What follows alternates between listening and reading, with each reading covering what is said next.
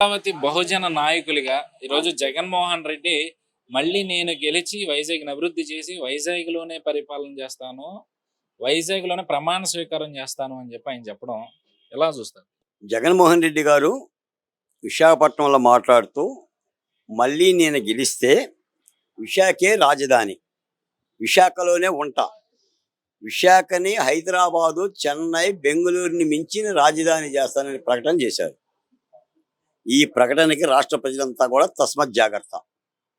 అమరావతి రైతులారా, బహుపరాక్ బహుపరాక్ ఇది ఒక హెచ్చరిక. రాబో ఆంధ్రప్రదేశ్లో మరో ప్రమాదానికి హెచ్చరిక. ఎందుకంటే పెద్ద మనుషుల ఒప్పందం, తెలంగాణ ఆంధ్ర మధ్య జరిగిన పెద్ద మనుషుల ఒప్పందాన్ని పాటించలేదనే ఆనాడు తెలంగాణ ప్రత్యేక రాష్ట్ర ఉద్యమం 69లో పుట్టి 2004 వరకు కొనసాగి 14లో ఉమ్మడి ఆంధ్రప్రదేశ్ నెట్టనిలువుగా చీలిపోయింది. పెద్ద మనుషుల ఒప్పందమే చీలిపోతే చట్టాల సాక్షిగా, శాసనాల సాక్షిగా, అసెంబ్లీ సాక్షిగా, సిఆర్డిఏ సాక్షిగా, న్యాయస్థానాల సాక్షిగా, విభజన చట్టం సాక్షిగా నిర్మితమైన రాజధాని అమరావతిని లేకుండా జగన్మోహన్ రెడ్డి గారు చేస్తే రాష్ట్రం చీలిపోతుంది. జగన్మోహన్ రెడ్డి గారిని మళ్ళీ గెలిపిస్తే రాష్ట్రం సమైక్యంగా ఉండదు. నేను మళ్ళీ చెప్తున్నా, అమరావతి, కృష్ణా, గుంటూరు, ప్రకాశం, ఉభయ గోదావరి జిల్లాల 2,80,00,000 మంది నాడీ కేంద్రం. ఇదే ముఖ్యమంత్రి విశాఖే రాజధానిని ఆయన చెప్పినట్టుగా రేపొద్దున ప్రతిపక్ష పార్టీలు పోరాటంలో ఓడి నెగ్గలేకపోతే ఆయన పరకతోనో తుంపుతోనో ఆధిక్యం సంపాదించి కనుక అధికారానికి వచ్చి విశాఖ రాజధాని చేస్తే మధ్యాంధ్ర ప్రత్యేక రాష్ట్ర ఉద్యమం చేసి తీరుతాం. ఇప్పటి వరకు శాంతియుత ఉద్యమాలను చూశారు, ఇక ఆత్మాహుతి ఉద్యమాలను చూస్తాం. ఎందుకంటే ఏ ప్రాంతానైనా విభజింపజేయాలని, విషం కక్కాలని, ధ్వంసం చేయాలని చూస్తే ఫలితం విచ్ఛిన్నమే. ఈ రోజున ప్రత్యేక తెలంగాణ ఉద్యమం నుంచి ఆంధ్ర రాష్ట్రం చాలా గుణపాఠాలు నేర్చుకుంది, అభివృద్ధి విషయంలో నేర్చుకుంది. ఒక నిర్మితమై రైతులు ఇచ్చిన రాజధానిని, రైతులు భూములు ఇచ్చిన రాజధానిని 5 ఏళ్ళు అక్కడి నుంచే పరిపాలించి ఈ రోజున రాష్ట్ర ప్రజలు కూడా ఆలోచించాలి. ముఖ్యమంత్రి గారి ప్రకటనని 2019లో అమరావతి రాజధాని, నేను ఇక్కడే ఇల్లు కట్టుకున్నాను అన్నాడు. 2024లో విశాఖే రాజధాని, నేను ఇక్కడే ఉంటాను అంటున్నాడు. రేపొద్దున 34లో ఏమంటాడో తెలియదు, 40లో ఏమంటాడో తెలియదు. ఇలా ఒక్కొక్క ముఖ్యమంత్రి వచ్చేసి రాజధాని సంకన పెట్టుకొని సీతమ్మని ఎత్తుకుపోయినట్టు ఎత్తుకుపోతే ఆంధ్ర రాష్ట్రం పరిస్థితి ఏంటి? ఇప్పటికే 28 రాష్ట్రాల్లో దిగాలు పడ్డాం, కుదేలయ్యాం, అవహేళన చేయబడ్డాం రాజధాని లేని రాష్ట్రంగా. ఈ రోజున ఇది విచ్ఛిన్నకరక రాజకీయం. మేము మొట్టమొదటి చెప్పాం, అసలు 3 రాజధానుల ప్రకటనే 3 రాష్ట్రాల ఏర్పాటు దిశగా అడుగులు. రాజకీయ పక్షాలు మాట్లాడవచ్చు, మాట్లాడకపోవచ్చు, కానీ నాశనం అయ్యేది రాష్ట్రం, ఆ రాష్ట్రంలో బతుకుతున్న ప్రజలు. ఈ రోజున అమరావతి లేకపోతే ఉద్యోగ ఉపాధి కల్పన కోల్పోయింది రాజకీయ పార్టీలు కాదు, రాజకీయ పార్టీల నాయకులు కాదు, వాళ్ళ బిడ్డలో కాదు, ప్రజలు. ఆ ప్రాంతంలో బతుకుతున్న ఎక్కువ మంది ఉన్న ఎస్సీ, ఎస్టీ, బీసీ, మైనార్టీ బిడ్డలు. ఈ రోజున ఉపాధి అవకాశాలు ప్రజలకు కావాలి, ఉద్యోగ అవకాశాలు ప్రజలకు కావాలి, అభివృద్ధి ప్రజలకు కావాలి. ఈ విధమైన దుర్మార్గ విచ్ఛిన్నకరమైన నినాదాలు చేస్తున్నారు. తప్పనిసరిగా రాజధాని అమరావతికి ఎలాంటి నష్టం జరిగినా రాబో కాలంలో జగన్మోహన్ రెడ్డే కాదు, ఏ రాజకీయ పార్టీ నష్టం చేసినా కూడా ప్రత్యేక మధ్యాంధ్ర ఉద్యమం కోసమే తెగబడతాం, నిలబడతాం, ఆ ఉద్యమం చేసి తీరుతాం. తద్వారా ఎవడ రాష్ట్రం వాడు నిర్మించుకుంటాడు, ఎవడ రాజధాని వాడు నిర్మించుకుంటాడు. పాలకులకే సమైక్యంగా ఉండాలని చెప్పి చిత్తశుద్ధి లేనప్పుడు, ఏలుతున్నోడికి కుటుంబ పెద్దకే సమైక్యంగా రాష్ట్రాన్ని ఉంచాలని చెప్పని అభిమానం లేనప్పుడు, ఇక ఈ రాష్ట్రాన్ని విడగొట్టాలని వాళ్ళే అనుకున్నప్పుడు రాష్ట్ర ప్రజలు ఎలా ఉంటారు? ఈ రోజున మధ్యస్థంగా అమరావతి ఎందుకు నిర్మాణం జరిగింది? 3 ప్రాంతాల మధ్య కలతలు వద్దని, కన్నీరు వద్దని, అందరికి అందుబాటులో ఉండాలని, అన్ని వస్తువులు ఉన్నాయని అమరావతి నిర్మాణం జరిగింది. ఈ ముఖ్యమంత్రి గారే చెప్పారు మధ్యస్థంగా ఉంది. గుంటూరు గుంటూరు గుంటూరు అన్నాడు, విజయవాడ విజయవాడ విజయవాడ అన్నాడు, దాని మధ్యనే రాజధాని అన్నాడు. మళ్ళీ ఇప్పుడేమంటున్నాడు? ఆ రాజధాని ఉండదు అని అంటున్నాడు. కాబట్టి ఈయనేమో హైటెక్ సిటీ రాజధాని కట్టేది లేదు, ఇప్పటికే 5 ఏళ్ళు పరిపాలన ఉంటే ఉండ అమరావతి అరణ్యం అయ్యింది. పులులు తప్ప పాములు, తాచుపాములు, కట్టెల పాములు తిరిగే పరిస్థితికి వచ్చింది. మరో 5 ఏళ్ళు కనుక అధికారంలో ఉంటే రాజధాని రైతుల యొక్క అమరావతి శిరచ్ఛేదన జరుగుతుంది. చాలా ఒళ్ళు దగ్గర పెట్టుకోవాలి రాష్ట్ర ప్రజలు. ఇప్పుడు అమరావతిలో ఏవైతే కట్టడాలు ఉన్నాయో అవన్నీ కూడా గ్రాఫిక్స్ అన్ని గత ఎన్నికలకు ముందు ప్రచారం చేసింది వైసీపీ, దాంట్లో సక్సెస్ఫుల్ అయింది కూడా. ఈ రోజు అదే గ్రాఫిక్స్ తో ఒక నమూనాను విడుదల చేసి ఇలా ఉండబోతుంది వైజాగ్ అభివృద్ధి, సచివాలయం ఎలా ఉండబోతుంది అని చెప్పి ఒక నమూనాని విడుదల చేసింది. ఈ నమూనా మీద మీ అభిప్రాయం?